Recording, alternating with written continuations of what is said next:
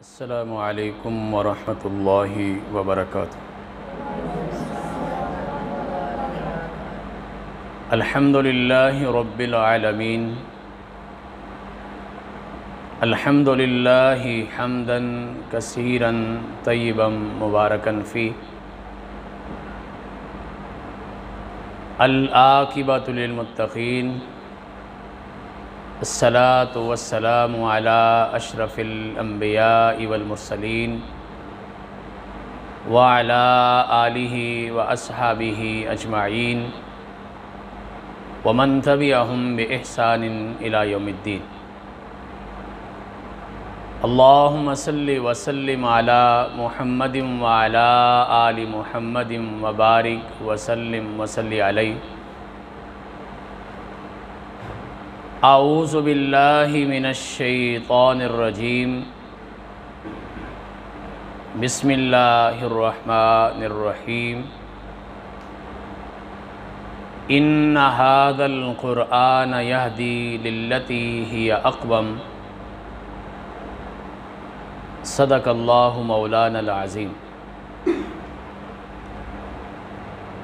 گرامی القدر برادر عزیز حافظ ابتسام الہی صاحب، اساتذہ کرام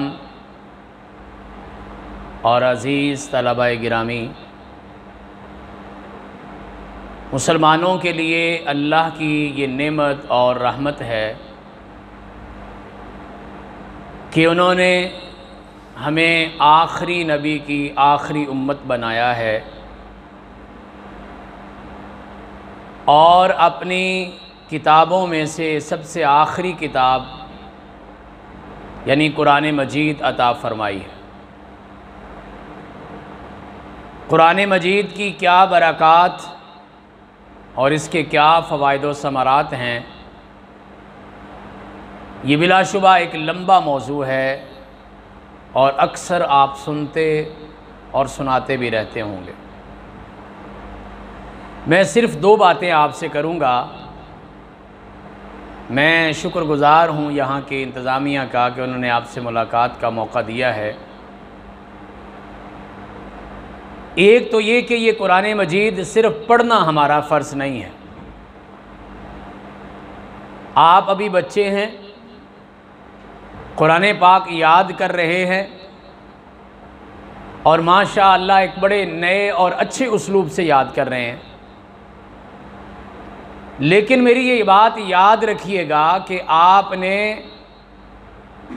اس قرآن مجید کو حفظ کرنے کے بعد، ترجمہ پڑھنے کے بعد یا آگے دینی تعلیم حاصل کرنے کے بعد صرف اپنے تک محدود نہیں رکھنا، بلکہ اسے آگے لوگوں تک بھی پہنچانا ہے۔ چونکہ دنیا کا علم آپ حاصل کریں، آپ اسے آگے پہنچائیں یا نہ پہنچائیں یہ آپ کی مرضی ہے، یہ آپ کا فیصلہ ہے، لیکن اللہ کا دین پڑھنے کے بعد یہ آپ کا فرض بھی ہوتا ہے، آپ کے ذمہ یہ قرض بھی ہوتا ہے کہ آپ نے اس کو آگے بھی پہنچانا ہوتا ہے۔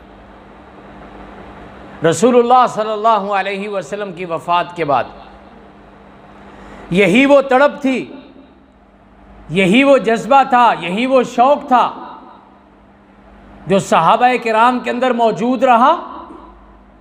انہوں نے دین آگے پہنچایا اور چلتے چلتے چلتے 1400 سال کا سفر طے کرنے کے بعد آج دین ہمارے پاس بھی ہے، آپ کے پاس بھی ہے، آپ کے محلے میں بھی ہے، میرے علاقے میں بھی ہے، آپ کی نسلوں میں بھی ہے اور میری نسل میں بھی ہے۔ یہ صحابہ کرام کی فکر کا نتیجہ ہے، اور ان کو فکر اتنی تھی کہ عبداللہ ابن عباس رضی اللہ تعالی عنہما جب اللہ کے پیغمبر فوت ہوئے تو ان کی عمر صرف 8-9 برس تھی۔ یعنی یہاں آپ جو بچے بیٹھے ہیں، آپ میں سے اکثر سے وہ چھوٹے تھے، اتنی چھوٹی سی عمر اور فکر کیا تھی کہ اللہ کا دین آگے کیسے پہنچے گا. کہتے میں نے ایک انصاری صحابی جو بڑے تھے عمر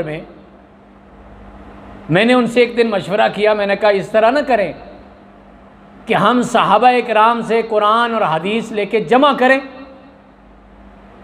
وہ انصاری صحابی کہنے لگے کہ آپ ابھی بچے ہیں، آپ رہنے دیں، بڑے صحابہ یہ کام کر لیں گے.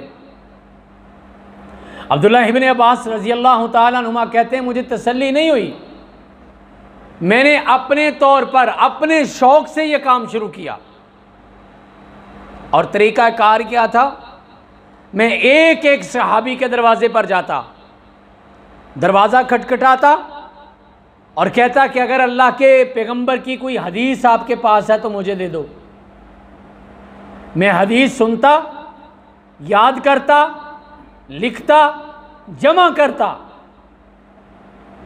1 2 4 دن نہیں بلکہ فرماتے میں نے 3 سال تک یہ کام کیا. اور پتہ ہے 3 سالوں کی محنت کے بعد عبداللہ ابن عباس کہتے ہیں میں نے اللہ کے پیغمبر علیہ السلام کی 10,000 حدیثیں جو ہیں وہ جمع کر لی تھیں. شوق تھا، کسی نے ڈیوٹی نہیں لگائی، کسی نے سختی نہیں کی، کسی کی طرف سے ذمہ داری نہیں لگی، لیکن اپنے شوق سے یہ کام کیا. اور اس شوق کا نتیجہ نکلا کہ آج وہ حدیثیں ہمارے تک بھی پہنچی ہیں.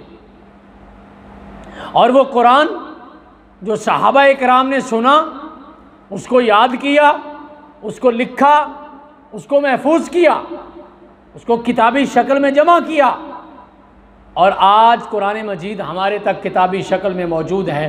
اور اس کے پوری دنیا کے اندر ہزاروں نہیں، سینکڑوں نہیں، لاکھوں حفاظ کرام موجود ہیں.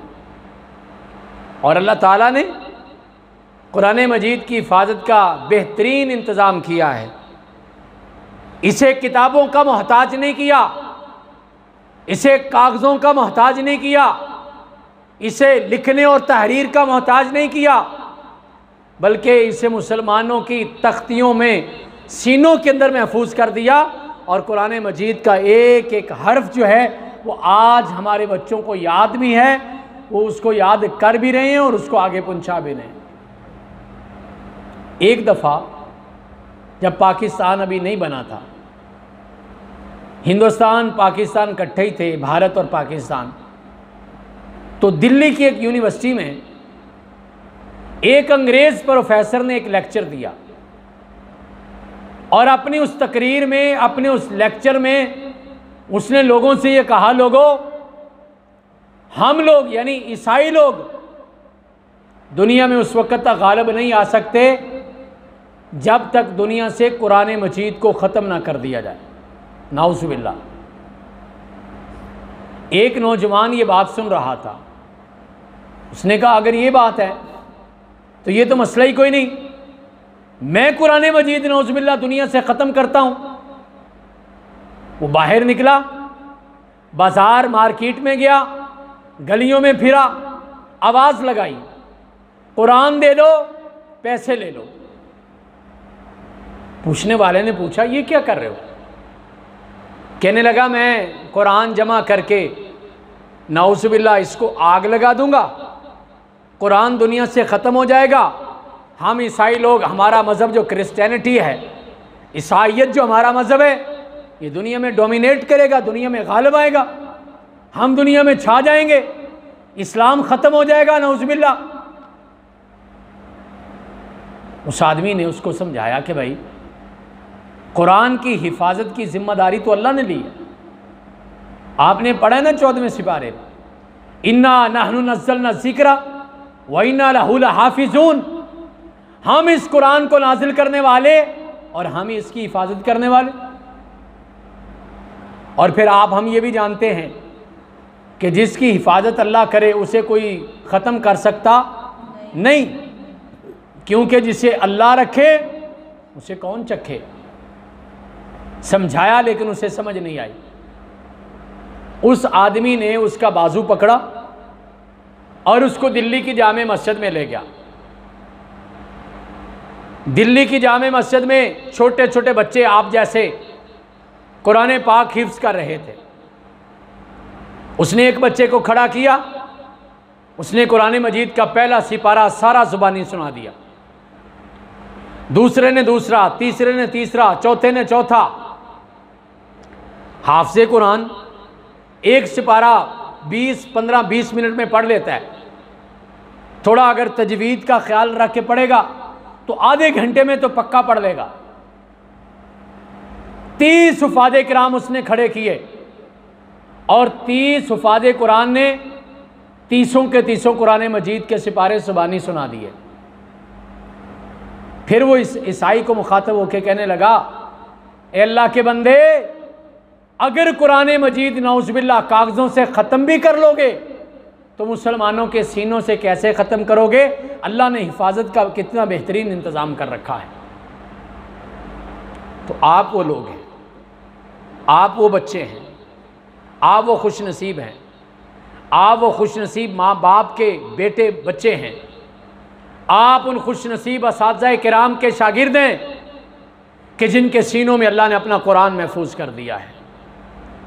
میرا پیارا بیٹا, اللہ سے دعا کیا کرو, یا اللہ قرآن کو ہمارے سینوں کا سکون بنا دے, یا اللہ قرآن کو ہمارے ذہن کی ہریالی بنا دے, یا اللہ قرآن کو ہماری آنکھوں کی ٹھنڈک بنا دے, یا اللہ قرآن کو ہماری زندگی کا عمل بنا دے, اور ہمیں اور ان اداروں کو اللہ زندہ و سلامت رکھے, اساتذہ کرام کو سلامت رکھے, ناظمین کو, منتظمین کو, معاونین کو سلامت رکھے, تاکہ اللہ کا قرآن بھی دنیا میں زندہ رہے اور دین اسلام بھی دنیا میں زندہ رہے. اللہ آپ ہم سب کی مدد فرمائے. آخر دعوانا ان الحمد للہ رب العالمین.